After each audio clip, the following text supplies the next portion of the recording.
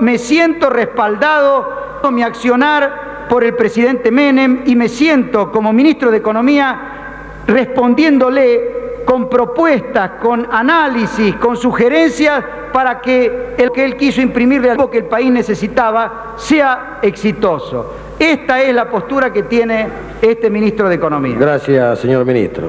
Señor diputado Rico, está en uso de la palabra. Bueno, muchas gracias. No vamos a terminar así. Hay muchos señores diputados anotados. Todos quieren hablar. Entonces, Han hablado 4 del bloque. Señor presidente. Señor diputado Rico. Bueno, confieso que yo también estoy asustado, como el ministro. Estaba asustado porque no sabía si iban a dejar hablar. Y estoy asustado porque no sé si voy a poder decir algo distinto a lo que acá se dijo. Ministro, por ejemplo, creo que es cierto que hay que investigar las empresas para ver de dónde sacan los fondos blancos y los fondos negros. Así podemos saber si los fondos de dónde puede sacar fondos un presidente para un helicóptero de $800.000. Entonces vamos a apoyar muchas de las misiones de las mociones del señor ministro. Manifestamos también nuestra preocupación.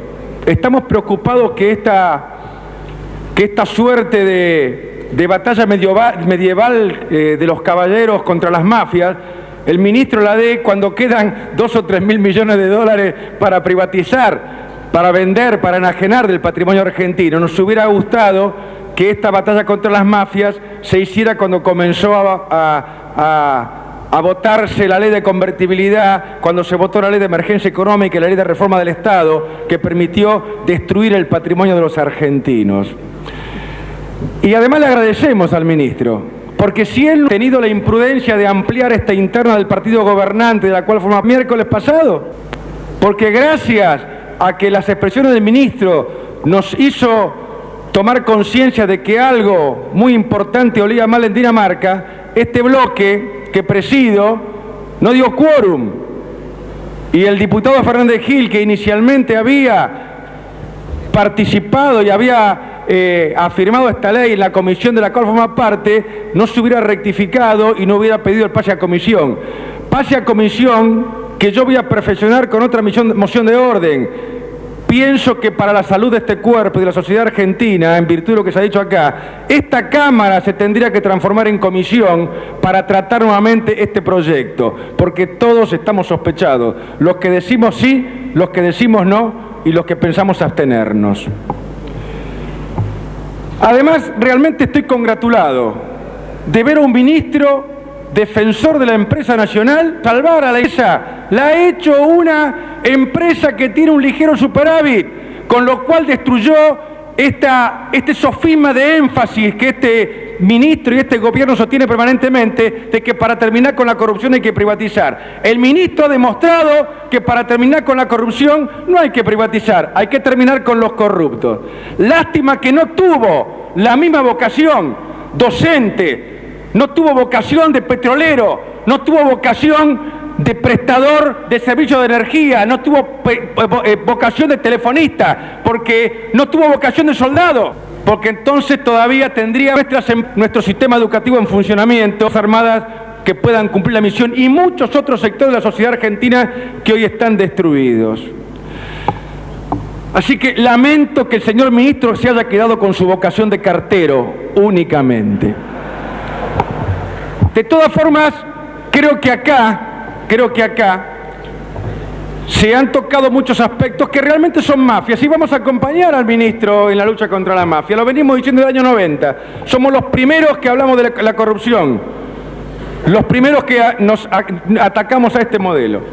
Pero acá se están olvidando los principales aspectos que hacen a la corrupción. Recordar al ministro una sola cosa. Primero, el coronavirus, que durante su gestión pasó de 61.000 millones de dólares a más de 80.000. Garantizada en el 67% por títulos, de los cuales 50% son Brady.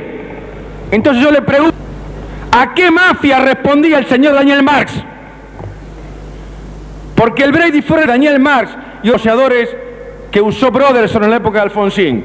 Que el señor Daniel es socio de Nicholas Brady en la empresa Solomon Brothers. Entonces la pregunta es, ¿a qué mafia el señor ministro le entregó la renegociación del principal interés argentino, como es la deuda externa.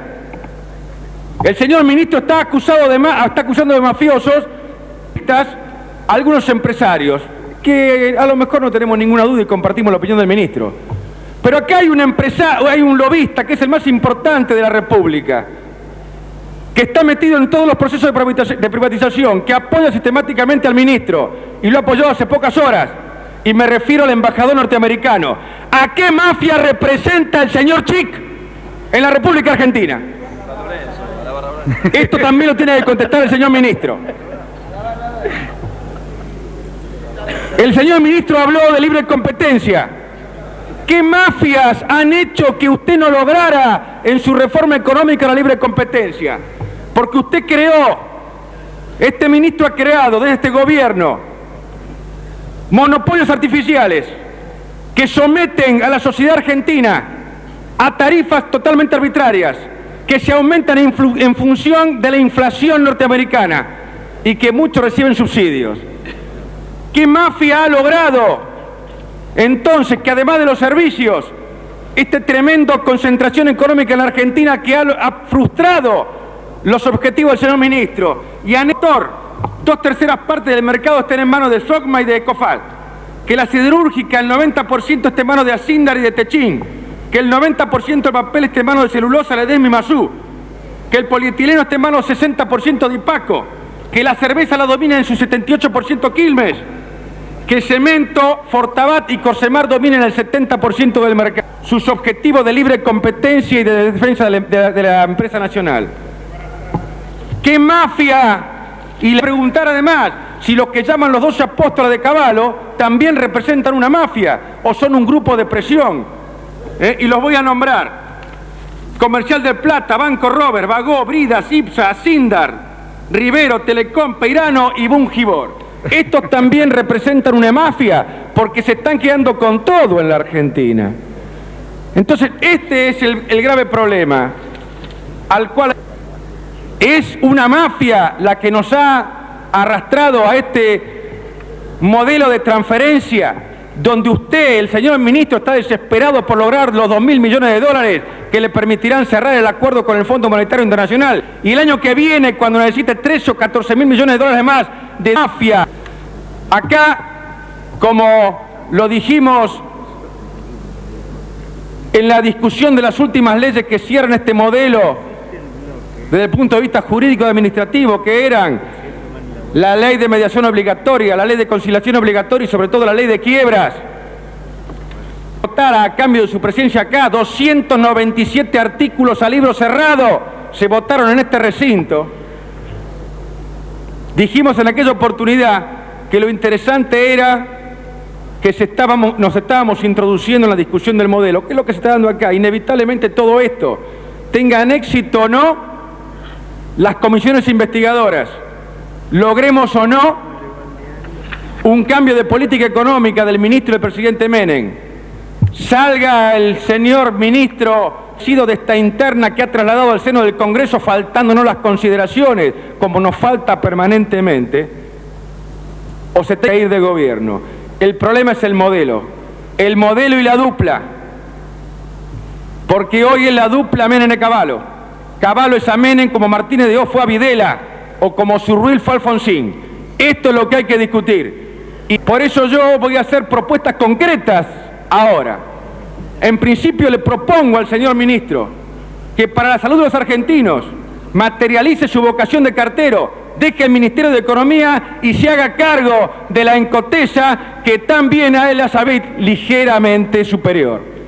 Y al presidente Menem le voy a dar también una propuesta, que salga del modelo y para ello tome la propuesta del Modín desde el año 90. Primero, que reprogramemos el pago de la deuda externa. Segundo, que terminemos con la convertibilidad, que es lo que nos está transformando en Colombia, porque Colombia no tiene el mecanismo para transformar moneda nacional en dólares y transferirlos al extranjero. El único país que lo tiene es la Argentina. Es la convertibilidad, principal instrumento de la transferencia, lo que nos está transformando en un paraíso de lavado de dinero. del juego clandestino, del narcotráfico o los dineros políticos o blancos y negros empresariales, como quiere investigar el ministro. Y por supuesto, volver al federalismo, para que las provincias y los gobernadores no sufran lo que decías de la Secretaría de Hacienda del Ministro de Economía. Muchas gracias, señor presidente. Muchas gracias, señor diputado. Sí. Está en uso de la palabra el señor ministro.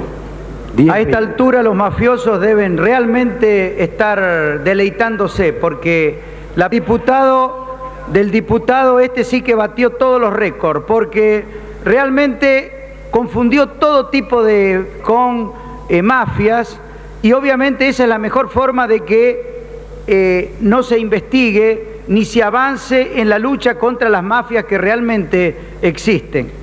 Pero me voy a referir a un solo tema que me parece de lo que ha planteado.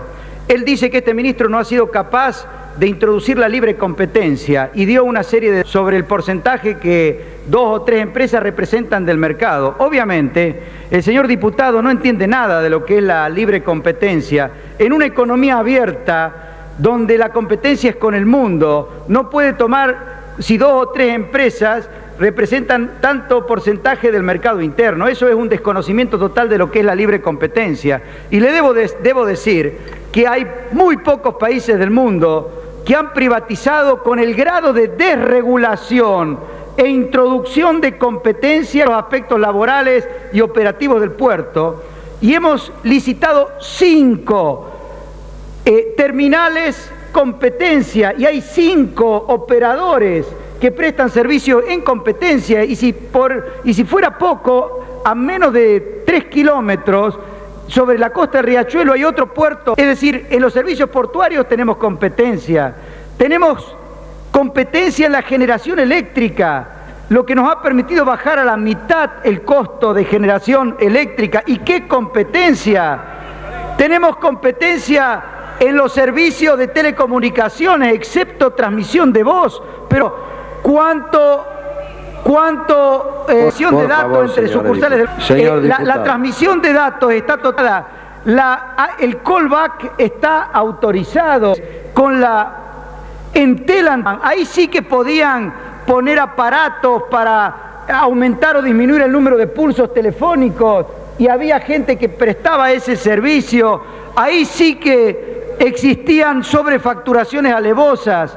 Yo no sé si habrán sido mafias o no, pero que había enorme corrupción, muchísimo más de la que puede haber hoy en este ámbito, no me cabe duda. Por eso, este ministro de Economía, en base al rumbo económico que impulsó el presidente Menem y con apoyo de este Congreso, sin duda, decir mucho más competencia que la que existía en todos los sectores de la economía, introducir mucho más transparencia. Hoy hay mucho menos espacio, mafias y pasión. Pero, ojo, no metamos todo en la misma bolsa. No digamos que porque Marx hoy es socio de Bidi y ayer renegoció la deuda externa, eso es una mafia. El secretario del Tesoro norteamericano, Brady, nos ayudó a reducir el monto de la deuda y a reestructurarla a 30 años de plazo. Y la deuda, si quiere hablar de este tema, sería bueno que se informe el señor diputado, porque la deuda bien medida cuando asumió este gobierno era de 105.000 millones de pesos o dólares, y hoy es de 85.000 millones. Lo que no alcanzan a entender algunos diputados, como por ejemplo el diputado que acaba de hablar, no consolidada. Por ejemplo, a los jubilados se le debían 13.400 millones de pesos, que fue este gobierno el que consolidó y pagó emitiendo los bocones, que había deuda por regalías hidrocarburíferas e hidroeléctricas con las provincias argentinas, que había deudas por no haberse honrado obligaciones federales hacia las provincias que venían desde el terremoto del año 40, en el caso de la provincia de San Juan, o del 44, que había deuda con proveedores y contratistas. Todas esas deudas, si las contabilizamos bien, ponían la deuda pública en 105.000 millones de pesos o dólares en julio del 89, y ahora todas esas deudas ascienden a 85.000 millones, es decir, que este gobierno, en base a la renegociación dentro del marco y con reducido de las privatizaciones, ha logrado reducir la deuda.